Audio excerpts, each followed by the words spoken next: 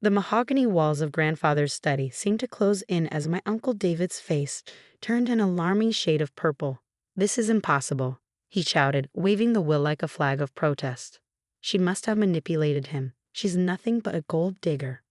I remained seated, my posture perfect, just as grandfather had taught me. At 32, I was the youngest person in the room, and according to my family, the least deserving. My cousin Rachel's perfectly manicured nail pointed accusingly in my direction. She barely even knew him. "We're his real family." The irony of that statement almost made me laugh. For the past 5 years, while they've been sending obligatory birthday cards and making brief holiday appearances, I'd been managing grandfather's entire business empire from the shadows. But they didn't know that. They didn't know anything. "Mr. Harrison," Uncle David turned to the family lawyer, his voice dripping with forced politeness. "There must be some mistake. My father would never leave everything to her." The way he said "her" made it sound like a disease. Mr. Harrison adjusted his glasses, unruffled by the hostility filling the room. "The will is quite clear, Mr. Richardson. Your father left his entire estate, including all business holdings, properties, and liquid assets, to his granddaughter, Sarah Richardson." "But what about us?" Rachel's voice hit a pitch that probably disturbed the neighborhood dogs. "What about Daddy's years of working for grandfather? What about my work in the company?" By work, she meant showing up to board meetings in designer clothes and scrolling through her phone while important decisions were being made. I'd watched it all, documented it all, just as grandfather had asked me to. 5 years ago, I'd been working as a financial analyst when grandfather called me to his office. I barely knew him then. My father's death when I was young had created a distance between our branch of the family and the rest.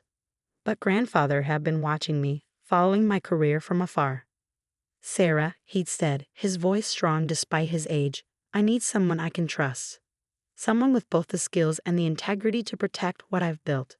He pushed a folder across his desk. "Your cousins and their parents think they're entitled to my company, but they've been bleeding it dry for years."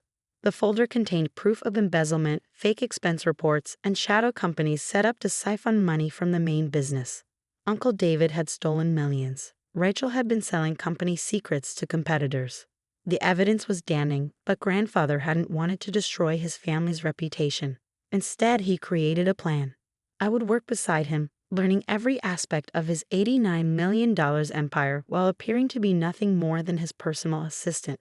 The family's derision had been part of our cover. They'd been so convinced of their own superiority that they never saw me as a threat.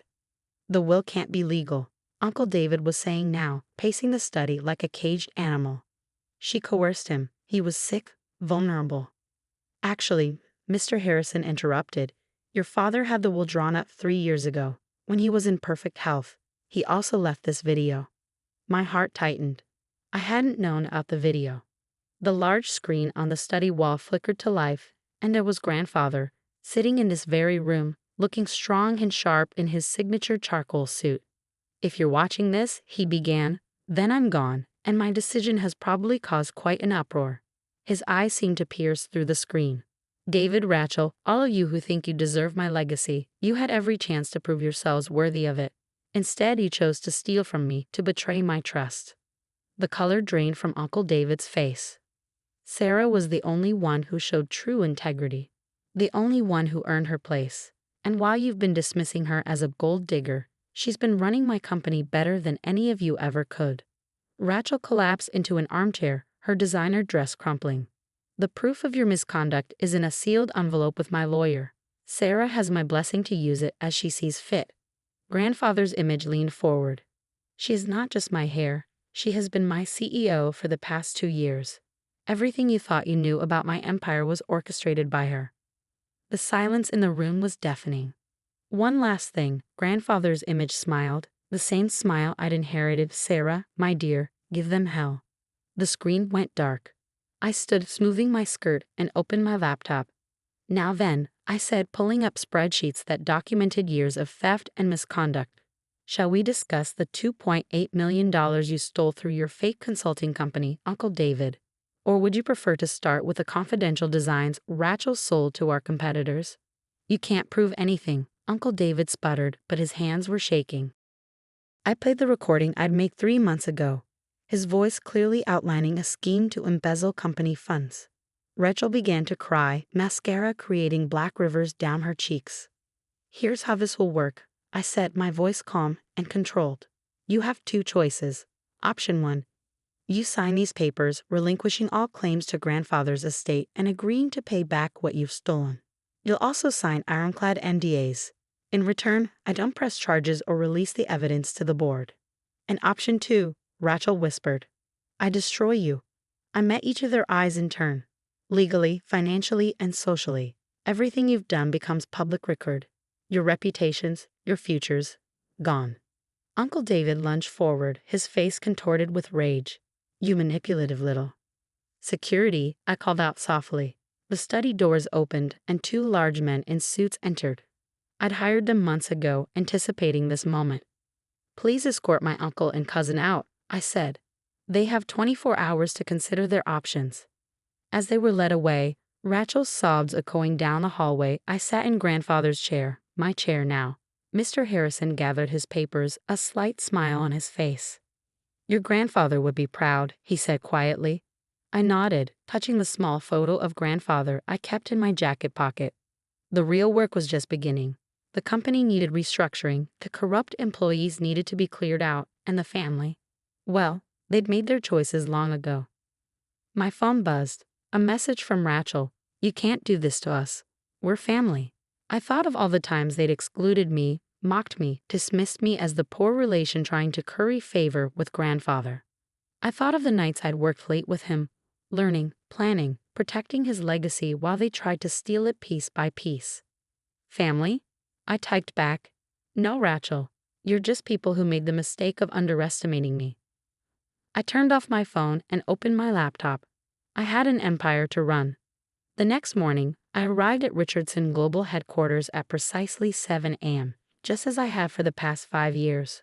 Only this time, I walked straight to the CEO's office on the top floor. No more pretending to be a mere assistant. Janet, my uncle's former secretary, nearly dropped her coffee when I strode past her desk. "Miss Richardson." "That's Mr. David's office." "Not anymore," I replied, placing my grandfather's nameplate in the archive box I prepared and setting my own on the desk. "Please gather the department heads for a meeting at 9 a.m. "But Mr. David always." "Mr. David no longer works here," I cut in smoothly. "And Janet, call HR. We'll be reviewing your involvement in helping him falsify expense reports." The color drained from her face. I'd seen every document she'd helped doctor, every fake receipt she processed. The company would be undergoing a thorough cleansing, starting from the top. My phone buzzed, another message from Rachel. "Mom's crying. Dad's talking about lawyers. Please, we can work something out."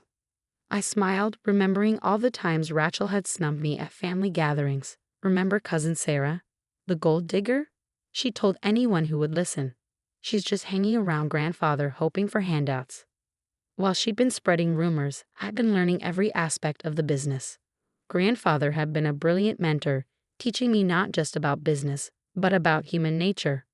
"Watch how they treat people when they think it doesn't matter," he told me once. That's who they really are. A knock at the door interrupted my thoughts. Mr. Harrison entered, carrying a stack of papers. "They're here," he said simply. I straightened my jacket and walked to the conference room. Uncle David, Aunt Patricia, and Rachel sat there, looking like they hadn't slept. Gone were the designer clothes and arrogant expressions. Now they just looked scared. "Have you made your decision?" I asked, sitting at the head of the table. Uncle David pushed a folder toward me, his hands shaking slightly. "We'll sign your papers," he muttered. "But this isn't over." "Actually, it is." I opened my laptop. "Let's review what you're agreeing to. First, you'll repay every penny you stole with interest. That's $2.8 million from you, Uncle David. Rachel, your little side business selling company secrets will cost you $1.4 million. "I don't have that kind of money," Rachel protested. "The penthouse grandfather bought you is worth $2 million, I replied. "Sell it." Aunt Patricia gasped. "But where will she live?" "Perhaps she can find a nice studio apartment. I hear they're quite cozy." I continued down the list. "You'll all sign comprehensive NDAs. No talking to the press, no social media posts, no bitter remarks at country club gatherings. You'll also sign documents admitting to your theft and fraud. If you break the NDAs, those documents become public. You're destroying our family." Aunt Patricia whispered. "No," I corrected her. "You did that yourselves. Every time you stole from grandfather. Every time you betrayed his trust. Every time you treated me like dirt while I was actually running his company." I slid the papers across the table. "Sign." One by one, they signed. Rachel's mascara was running again. Uncle David's hand shook so badly he could barely write his name. Aunt Patricia just looked hollow. "Now," I said, gathering the signed documents, "you have until the end of the week to clear out your offices and return any company property. Security will supervise." "And then what?" Uncle David asked bitterly. "We just disappear. That's entirely up to you. Personally, I'd suggest therapy. You seem to have some issues with entitlement and honesty." After they left, I spent the rest of the day in meetings, announcing changes and setting new policies. Many of the employees seemed relieved. They'd known of the corruption but had been powerless to stop it. By evening, social media was buzzing with news of the Richardson family shakeup. Speculation ran wild about why David Richardson had suddenly retired and his daughter had stepped down. A few business reporters called, but Mr. Harrison handled them smoothly. I was reviewing security footage when my phone buzzed with a message from an unknown number. It was from Tommy, Rachel's husband. "How dare you do this to my wife? I'm a partner at Wilson and Reed Law. We'll fight this." I laughed out loud at that one. Grandfather and I had anticipated every possible legal challenge. Besides, Tommy's firm had been trying to land Richardson Global's business for years. I doubted they'd risk that by attacking the new CEO. Still, I typed out a response. "Tommy, before you do anything rash, you might want to ask Rachel about the offshore account she's been hiding from you. The one with $180,000 she skimmed from the company. I'm sure the IRS would be interested too." He didn't reply. 6 months later, Richardson Global was thriving. I cleaned house, promoting talented employees who'd been overlooked in favor of my uncle's cronies. Profits were up 28%, and employee satisfaction had reached record highs. Uncle David had taken a job at a much smaller firm, where I heard he was closely supervised.